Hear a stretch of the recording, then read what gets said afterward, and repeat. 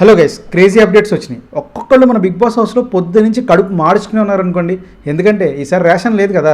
అసలు big boss ఏమిస్తాడు ఏంటని చెప్పి ఎదురు చూసి మధ్యాహ్నం 12:30 అయింది. కానీ అలా ఆకలితో ఉన్న కొంతమంది ఏం చేశారంటే ఆకలిని తట్టుకోలేక రాత్రి ఫ్రిడ్జ్లో పెట్టిన బిర్యానీనే కొంచెం తిన్నారు. ఇంకొంతమంది అలాగే వెయిట్ చేశారు.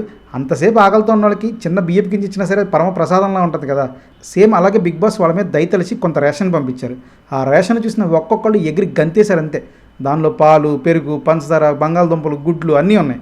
ఆ గుడ్ల దగ్గర కూడా పెద్ద డిస్కషను, ఎవరికి ఎన్ని గుడ్లు ఇవ్వాలి అని చెప్పేసి. అక్కడ ఉన్నాయి 100 గుడ్లు, మళ్ళీ అందులో ఎన్ని పంచుకుంటారు? ఆ సరుకులు నాకు తెలిసి 1 వీక్ ఏమో అని చెప్పి నేను అనుకుంటున్నాను. ఎందుకంటే 100x ఇచ్చారు కదా. మొత్తం కంటెస్టెంట్లు 14 మంది ఉన్నారు. ఒక్కొక్కరికి ఒక్కొక్క గుడ్డు చొప్పున ఒక రోజు చూసుకున్నా సరే ఆ గుడ్లు మొత్తం 7 డేస్ మాత్రమే సరిపోతాయి. ఎందుకంటే 7 డేస్కి 98x అయిపోతాయి కాబట్టి ఇంకో 2 గుడ్లు బోనస్. ఆ బోనస్ గుడ్లు దీని అదృష్టవంతుడు కూడా చూడాలి.